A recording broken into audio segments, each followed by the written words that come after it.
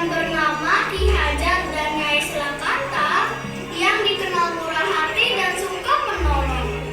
Meskipun mereka belum mempunyai anak, namun Ki Hajar dan istrinya selalu hidup rukun. Suatu hari, Nyai Selakanta duduk termenung seorang diri di depan rumahnya.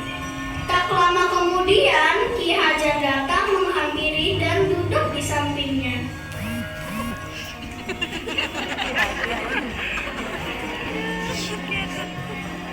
Nyai, Nyai, kenapa terlihat sedih begitu? Kanda. Nyai, apa yang sedang dipikirkan? Tidak memikirkan apa-apa, Kanda. Dinda hanya rasa kesepian.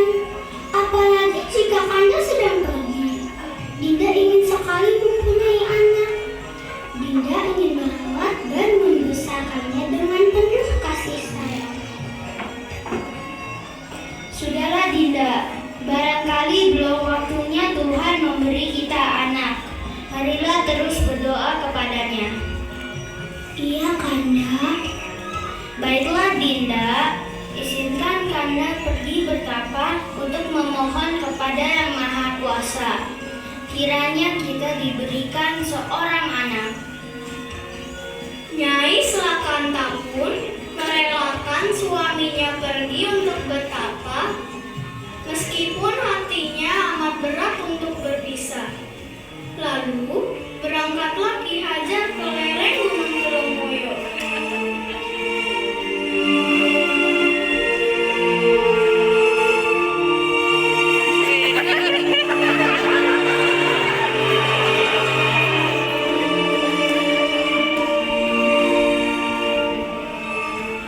Akhirnya Nyai Selakanta mulai mengandung. Semakin hari perutnya semakin membesar. Setelah tiba saatnya, Nyai pun melahirkan. Namun, alangkah terkejut hatinya karena anak yang dilahirkan bukanlah seorang manusia, melainkan seekor naga. Anakku, baru kelinting. Namamu ini diambil dari nama pusaka milik ayahmu. Kata baru artinya keturunan Brahmana.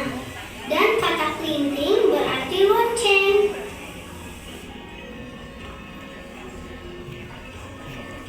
Meskipun berwujud naga, baru kelinting dapat berbicara seperti manusia. Nyai Selakanta pun terheran-heran bercampur haru melihat keajaiban itu. Nyai Selakanta merawat baru kelinting penuh kasih sayang. Waktu terus berjalan, dan baru kelinting pun tumbuh menjadi remaja. Suatu hari, anak itu bertanya kepada ibunya, "Ibu, apakah aku mempunyai seorang ayah?" "Iya anakku, ayahmu bernama Ki Hajar. Tapi ayahmu saat ini sedang bertapa di lereng Gunung Telomoyo. Pergilah temui ayahmu dan katakan bahwa dirimu adalah putranya. Bawalah kelintingan ini sebagai bukti peninggalan ayahmu dulu." "Tapi ibu, apakah ayah mau mempercayaku dengan tubuhku seperti ini?" "Jangan khawatir anakku, kelintingan itu sebagai bukti pusaka milik ayahmu."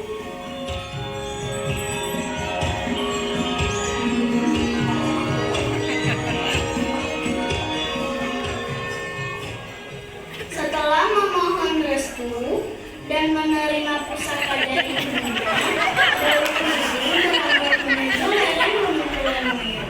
Setiba di sana, masuklah ia ke dalam gua dan mendapati seorang petapa sedang duduk seberdi. "Maafkan saya jika kedatangan saya telah mengganggu ketenangan. Siapa kamu dan mengapa kamu dapat berbicara seperti manusia?" Saya baru Klinting. Apakah benar ini tempat pertapaan Ki Hajar? Iya, aku Ki Hajar. Tapi bagaimana kamu tahu namaku? Siapa kamu sebenarnya? Ada apa gerangan datang kemari? Kau adalah ayahku yang selama ini ku cari-cari.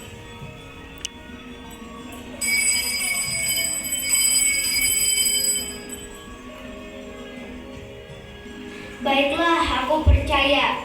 Pusaka baru Klinting itu adalah milikku. Tapi bukti ini belum cukup bagiku. Jika kamu benar-benar anakku, kamu harus dapat melingkari Gunung Telomoyo ini. Baru Klinting segera melaksanakan perintah tersebut untuk meyakinkan sang ayah. Berbekal kesaktian yang dimiliki, Baru Klinting berhasil melingkari Gunung Telomoyo. Akhirnya, Ki Hajar pun mengakui bahwa naga itu adalah anaknya. Pergilah bertapa ke Bukit Tugur. Tubuhmu nanti akan berubah menjadi manusia. Baiklah, ayah.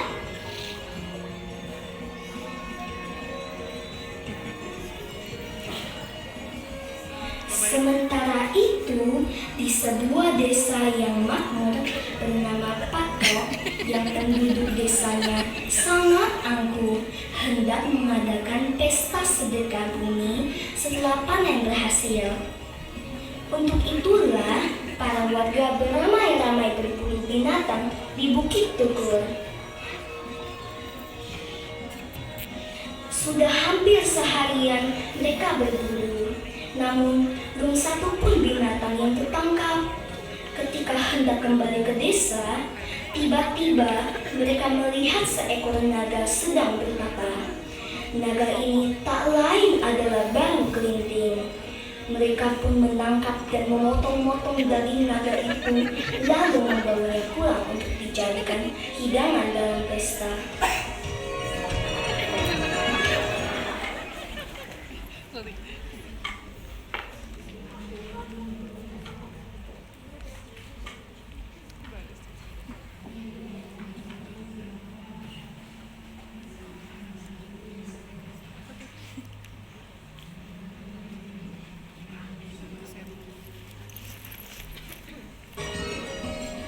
Ketika para warga sedang asik berpesta, datanglah seorang anak laki-laki yang tubuhnya penuh luka dan berbau amis.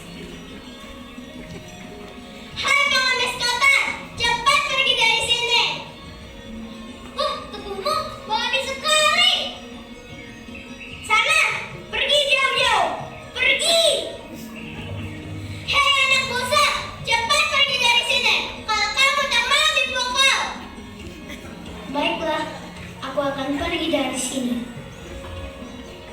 Itu siapa sih? Sungguh malam nasib Baru Klinting. Perutnya amat kelaparan. Ia pun berjalan dengan lemah meninggalkan desa. Tiba-tiba ia melihat seorang nenek tua bernama Nenek Latung. Nek, apakah aku boleh meminta makanannya? Boleh. Boleh, Nak. Tunggu ya.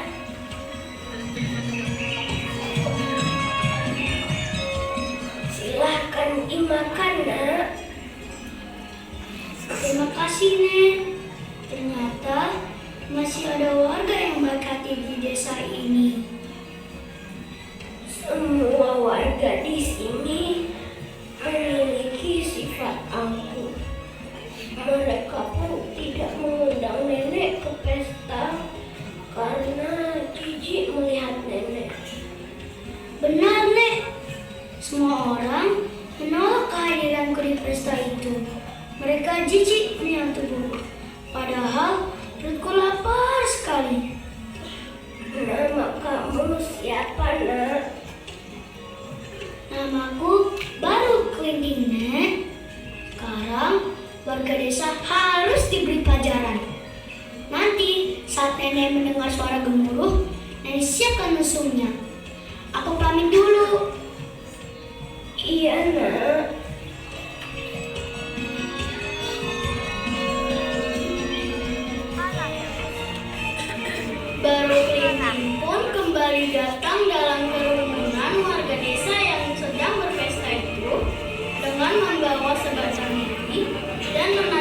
menenggelamkan Didi itu ke tanah.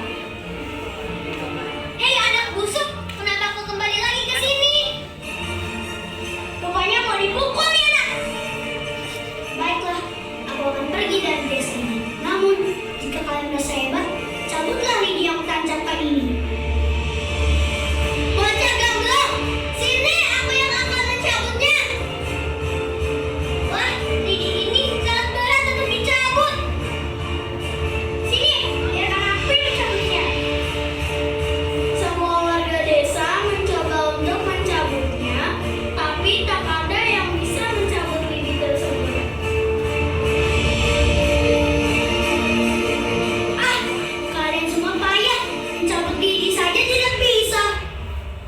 Dengan kesaktiannya, Baru Kunting begitu mudah mencabut lidi itu. Begitu lidi tercabut, suara gemuruh pun menggetarkan seluruh isi desa.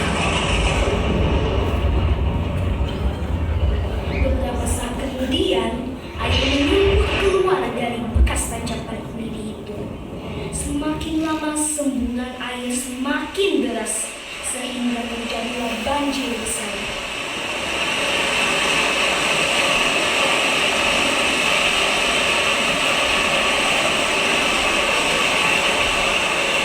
Semua penduduk kalang kabut hendak menyelamatkan diri.